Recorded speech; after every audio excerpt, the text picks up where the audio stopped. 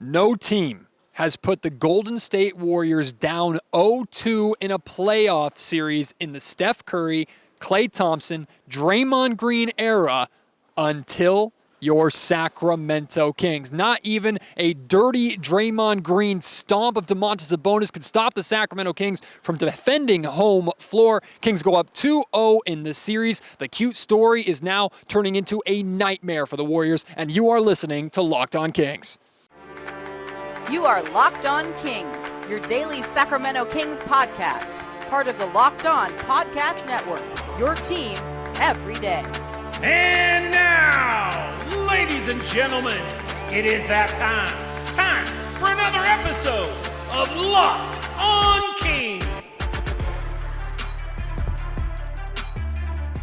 Hello and welcome into Locked On Kings, your podcast hub for Sacramento Kings coverage all postseason long. Today's episode is brought to you by Prize Picks. First-time users can receive a 100% instant deposit match up to $100 with promo code LOCKEDON. That's prizepicks.com, promo code LOCKEDON. My name is Matt George. I have the privilege of being your host here. I'm a Sacramento sports reporter and producer for ABC 10 News. Kings fans, you are amazing once again. The energy here inside the Golden One Center just phenomenal. There's no reason really to even compare it to Saturday. It was unique, it was different, and it was loud just the same, and it certainly played to the advantage of the Sacramento Kings to go up 2-0 in this series. You know, a fan stopped me after the game when I was on my way down to the post-game press conferences and said, "Hey, Matt, how are you starting tonight's podcast? How are you going to start? What kind of energy are you going to bring?" And there's really only one appropriate way to start with this podcast, and it sucks that we have to do this because the game was great, and the focus should be on how great the Sacramento Kings played in this game, winning this game off the backs of their defense, the play of De'Aaron Fox and Davion Mitchell and Domantas Sabonis, which we'll get into all that at some point in this podcast. But we have to start with the incident that happened between Draymond Green and Domantas Sabonis in the fourth quarter. Let me be very clear to you. This is not a take based off the fact that it was a Warrior doing it to a King, because if it happened vice versa, if it was Domantas Sabonis who was deliberately stomping on the chest of Draymond Green, I would say the exact same thing. There is no place, absolutely no place for that in this game. There's no place for that in sports. It is dirty, it is menacing, it is meant to harm, and that is it. Breaking down the situation, if you're watching on YouTube, you can see it's on your screen. I'll play it for you in slow-mo a couple of times, and then you'll see Draymond Green egging up the crowd afterwards while Domantas Sabonis was down for about 7 minutes.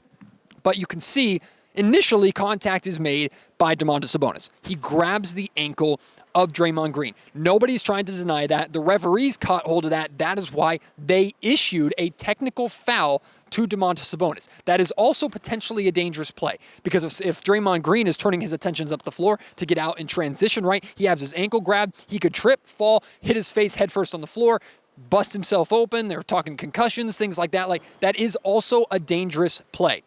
But by no means does it deserve any sort of retaliation to the level of what Draymond Green retaliated against. It is absolutely a technical foul.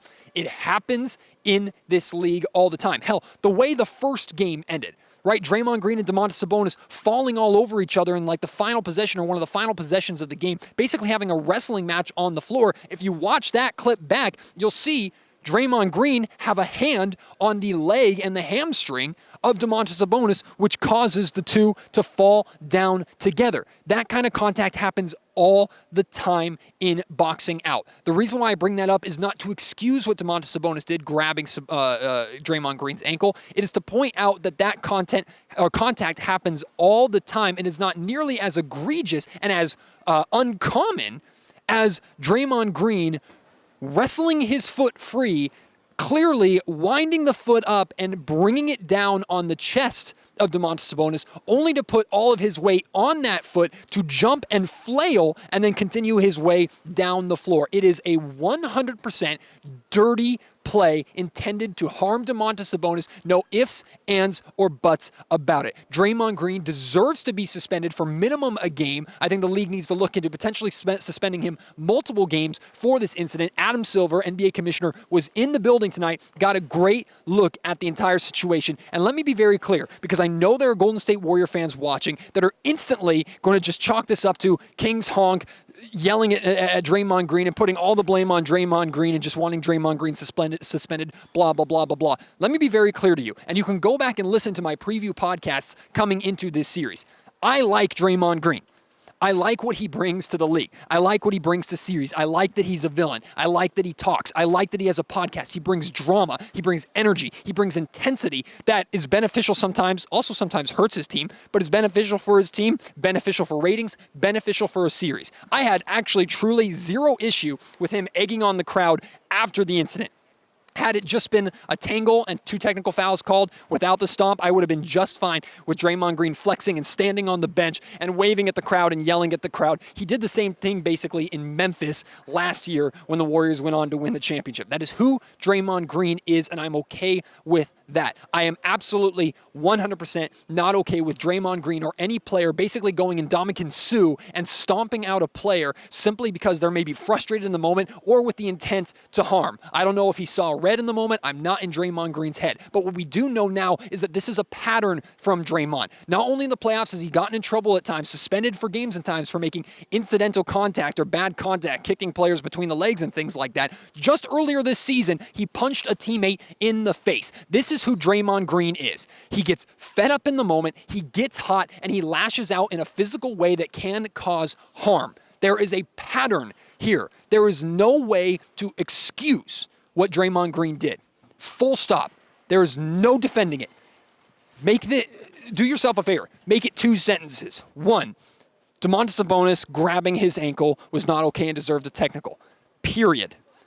Draymond Green made it worse and deserves to be suspended for stomping deliberately on Domantas Sabonis. Period. The two are separate. They are not involved. There is no way one deserves the other.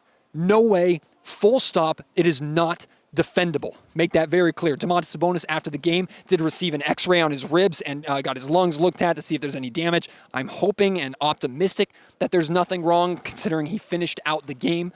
But there is absolutely no place for anything like that. It is a dirty, disgusting play from Draymond Green. He deserved to be tossed out of the game. He deserves to have pay taken off the table. He deserves to not be suited up and in Golden State for Game 3. And it's not I'm afraid of Draymond Green or the Sacramento Kings or Draymond Green are afraid of him because he was a non-factor tonight. He was good in Game 1 with his assists. The Kings still beat him. Kings aren't afraid of Draymond Green. It's not an advantage, a massive advantage for the Kings for Draymond Green not to play. They clearly can kick the Warriors' ass without Draymond Green out there. Has nothing to do with the series. At this point, it's about protecting players and saying this stuff is not allowed in our league. I'm hoping that the commissioner who saw this with his own eyes and the rest of the league office take a good look at this and give the deserved punishment. All right. Now let's talk about the basketball game, right? The Kings beat the Golden State Warriors 114-106. I did not expect myself to be able to say this at any point during the series, and maybe I should be able to say it twice at this point. The Sacramento Kings beat the defending champion Golden State Warriors on the back of their defense. The Kings have the champs on the ropes. They do. Now, there's still plenty of time in this series. Of course, the Warriors can go to Golden State, win both games, even it back up, and suddenly it's a best of 3. Right? It can happen. No one's putting the Warriors to bed by any means, but also nobody expected the Sacramento Kings to be in this position. Nobody should have because of what I said in the introduction to the podcast. No team in the Clay, Steph, Draymond era has ever been up 2-0 on the Warriors at any point during a series. It doesn't mean the Warriors can't come back, but it's something that's never been done before, and we have to look at that and give that the attention and the recognition that it deserves. The Warriors are on the ropes, and I'm going to share with you in a little bit why the Warriors should be terrified of the Kings in Game 3 and 4. We will get into that. But I want to share with you an analogy that head coach Mike Brown, Sacramento Kings head coach Mike Brown had before the game. He talked about, he's an MMA fan, right? And he said, coming into this game, the Sacramento Kings have to be on the attack. He said, in MMA, if you're a challenger, you have to go and take the belt off of the champion. You can't play defensively or fight defensively and hope to win. The Sacramento Kings came out tonight not trying to defend their 1-0 lead in the series. They came out trying to make it 2-0 on their home floor. They came out on the attack. And once again, offensively, they didn't play great. We'll get into that in a little bit because the Kings won this game on the backs of their defense. They weren't hitting shots early on, but they won because They had 11 steals. They forced 22 Warrior turnovers in this game and scored 25 points off those 22 turnovers. The Warriors have not done a good job protecting the basketball for the majority of this season. They have not done a good job protecting the basketball in this series. Give the Sacramento Kings credit. They're attacking. They're playing with physicality, which is a big question mark in this team during the regular season and something Mike Brown challenged his team to do and prepare for coming into the playoffs. Those were his two main focuses, playing with pace and playing with physicality. Well, the Kings are playing with pace and physicality on both ends of the floor and really embracing it on the defensive end of the floor. That's why you're seeing these jumped passing lanes. That's why you're seeing these deflections. You're seeing guys trying to poke the ball loose, get out in transition. That was really the only way the Sacramento Kings were scoring in the first half, especially the first quarter. I shouldn't say the first half because they exploded for 41 points in the second quarter. But the first quarter, it was basically all offense from the Kings happening off of the backs of their defense. And for the second straight game, we saw a Kings team that was able to withstand the Warrior potential for offense without their offense being their defense, their armor, if that makes sense. Like, typically, the Sacramento Kings have just outscored people. Okay, you can score a lot of points. We're just going to try and score more. The Kings this time are going, well, we're still going to try and score as much as possible. We still have a lot of good open looks, but defensively, we're going to make sure that the Warriors don't get good looks either. So even if our shots aren't falling, we're still very much in the game. And then the Kings doing a good job taking care of the basketball themselves. They had 14 turnovers in this game. The Warriors only scored 9 points off those turnovers. The second straight game that the Warriors have scored less than double digits on Kings turnovers. That's huge considering how lethal this team is off of turnovers, punishing teams that make mistakes and getting out in transition. For the second straight game, the Kings didn't allow the Warriors to do that. But here's the best part of this stat. 14 turnovers for the game, only 2 in the second half for 0 Warriors points. So when it mattered, second half, even when the Warriors were making their push, making their run, the Kings were taking care of the basketball. They weren't fueling the fire. They weren't making mistakes. They looked composed despite the push that the Warriors were making on a stage that, again, nobody thought the Sacramento Kings would be ready for against the defending champions because they had not been here before. And yet here they are on this stage going toe-to-toe with the champs. And quite frankly, for the majority of the game, outplaying them. The Kings were the better team basically start to finish tonight. Not debatable. The Warriors were trying to play catch-up the entire night, made a couple of big pushes, but the Kings were able to slam the door and respond multiple times when they needed to. It's the Kings that look like the champions and the Warriors that look like the young team trying to figure things out. But in reality, it's the young Kings who know how to win and are better than maybe we even realized and can make a deeper run than maybe we even realized against a Golden State Warriors team that I told you coming into the season is trending down. They might be the defending champs. They might have the greatest shooter ever lived and a great supporting cast, the Splash Brothers, Draymond Green, Andrew Wiggins, whatever, blah, blah, blah, blah, blah. They are trending down. They are older. The Kings are on the up and up, and that's been made very clear for how this series has gone to this point. De'Aaron Fox and Davion Mitchell were excellent again, not just on the offensive end of the floor. For De'Aaron, for the second straight night, he was great defensively. And then I realized last night, or yesterday, when I was listening back to Saturday's podcast, I didn't give Davion Mitchell the credit that he deserved in Game 1. So I'm going to make sure not to make that mistake here in Game 2. Davion Mitchell was excellent defensively. He played a good portion of his minutes in crunch time, important moments in the second half. A lot of that had to do with Kevin Huerter getting into foul trouble, but also Davion Mitchell was more than capable of defending Steph Curry. Curry scored 28 points, so it's hard to say the Kings held Steph Curry to 28 points. But like Mike Brown said post-game, the Kings made Steph Curry work, which is all you can hope to do. Steph Curry went 3 of 13 from three-point range. The Kings made him run, and we know chasing Steph Curry is exhausting in itself. De'Aaron Fox took on that challenge to start the game, and for the most part to close the game, although Davion Mitchell got his number called a lot in the second half, took on that challenge, and for the majority of this game, actually won that challenge. Compare that to rookie Davion Mitchell last year being schooled by Steph Curry a couple times, and he called that his welcome to the NBA moment. Now, he played like an NBA veteran defensively, and he did everything that he could to make Steph Curry have as rough of a night as possible, and the Kings, of course, took advantage of that with the 114-106 victory. Again, I'm going to share with you why I think the Warriors should be terrified of the Sacramento Kings in Games 3 and 4 in just a second.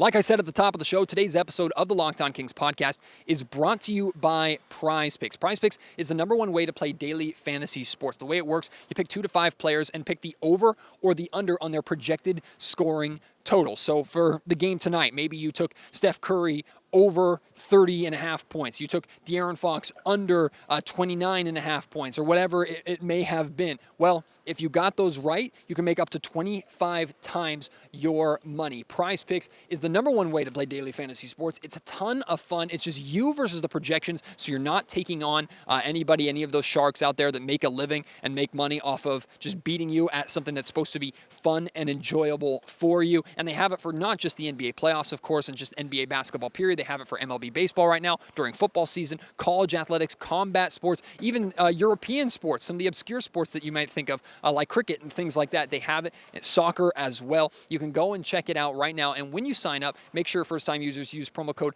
LOCKEDON to get a 100% instant deposit match up to $100. That's promo code LOCKEDON. You deposit $100, you get $100 back. You deposit $50, you get $50 back. It's free money for you to make money on Prize Picks, the number one way to play daily fantasy sports.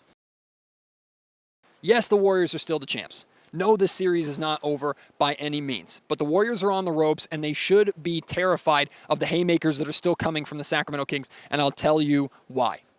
The Kings' offense still has not scratched the surface of their potential. I know they scored 126 points in Game 1. I shared with you then, and I'll say it again. They scored that many points because of the pace of the game, not because of the rate and the percentage that the Sacramento Kings shot. Sure, they finished the game 8 of 10 from three-point range, but they started 4 of 22 in that game.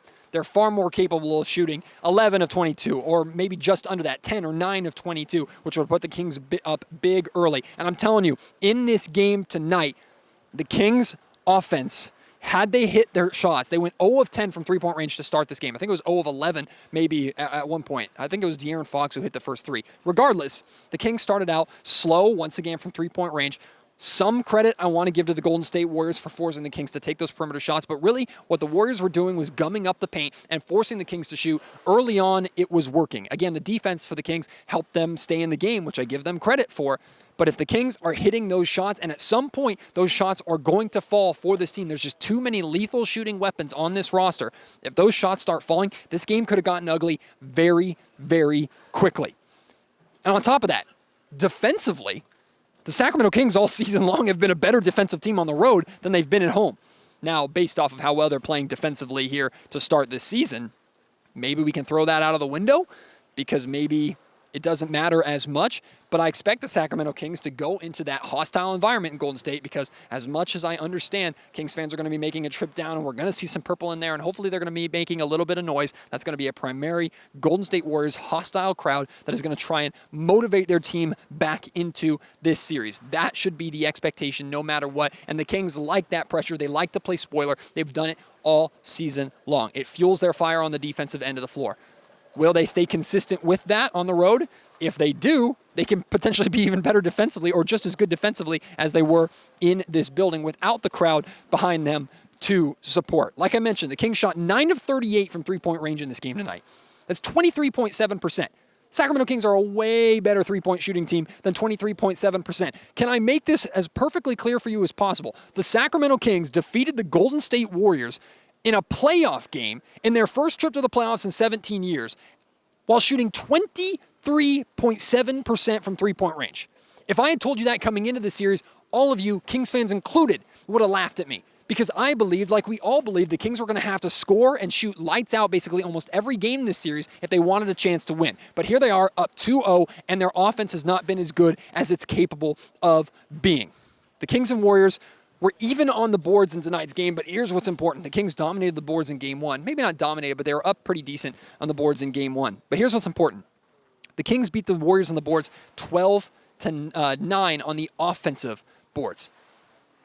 I'm sorry, that's supposed to be Kevon Looney's wheelhouse, right? Those second chance opportunities. Boy, the Warriors can kill you with those second chance opportunities. The Kings dominated second chance points in this game.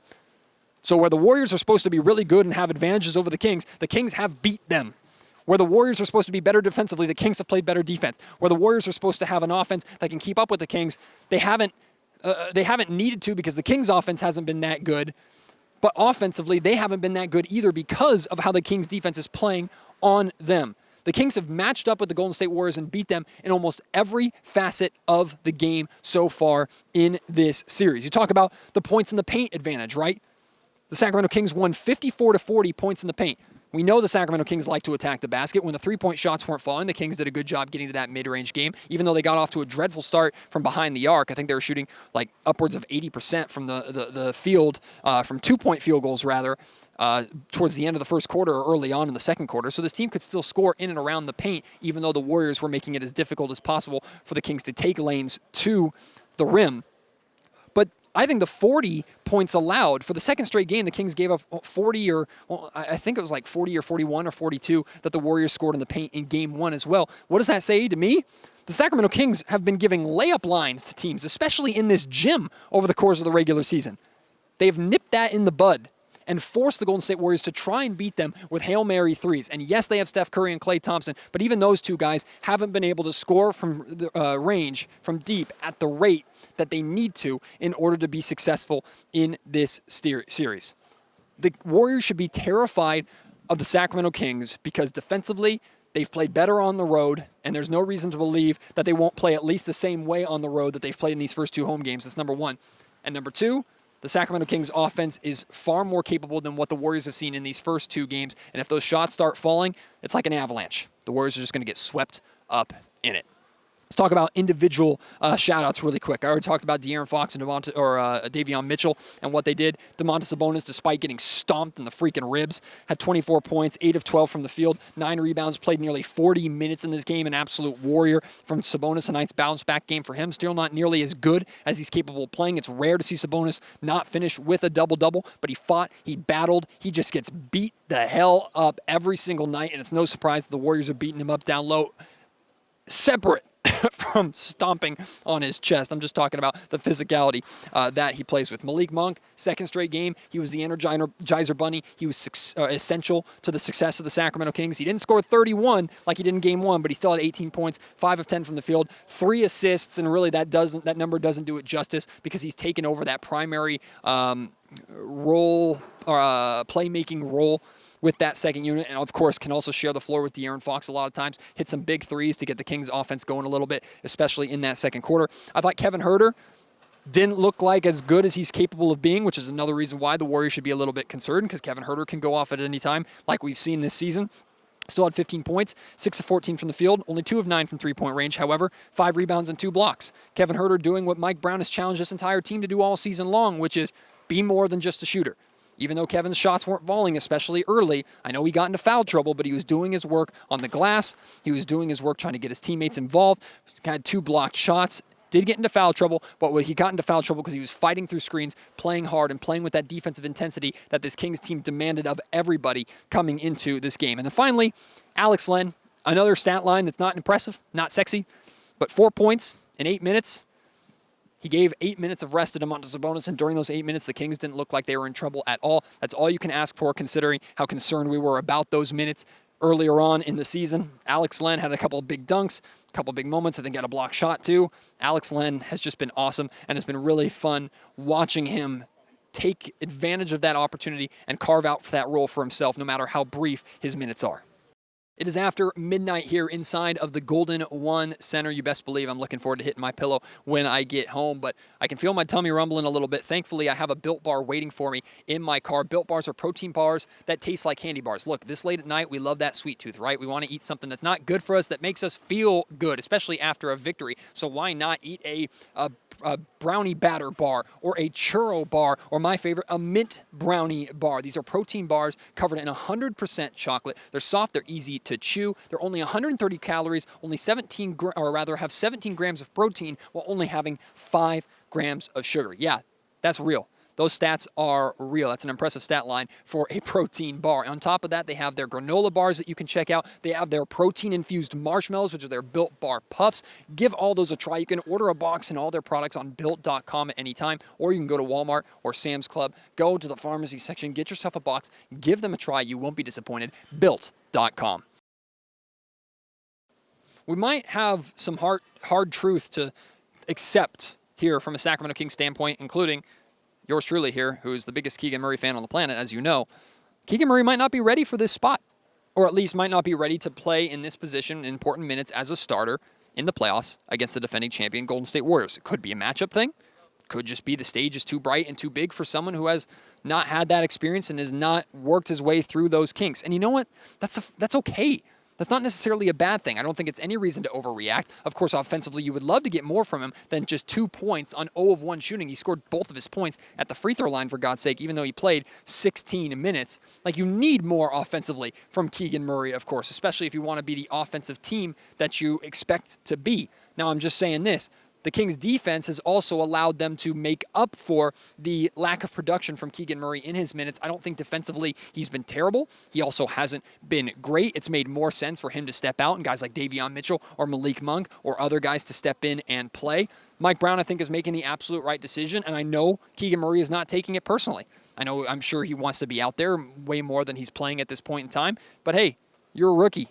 Mike Brown said in his pregame conference, no other team drafted in his position is in the same position that he's in. No other rookie is in that same position. In fact, you look through the history books, other than players like Scotty Barnes and Donovan Mitchell recently, there aren't too many rookies that come in and have dominant or significant roles in the playoffs that have a lot of success. So it's okay. The Kings are still winning despite Keegan Murray not being available or being as good as the Kings expect him to be as a starting four and a floor spacer. He still has time in this series to make his impact. Again, maybe it's a matchup base. Maybe the Kings move on and play the Lakers or the Memphis Grizzlies, which would be incredible in round 2. And maybe that's a better matchup for Keegan, or maybe he's learned a little bit by that point. I have no idea. But I think the Kings should continue to ride with him as their starter, get him out there, get him that experience, and see if he grows, game to game like he's been doing throughout the regular season. I'm adjusting my prediction here.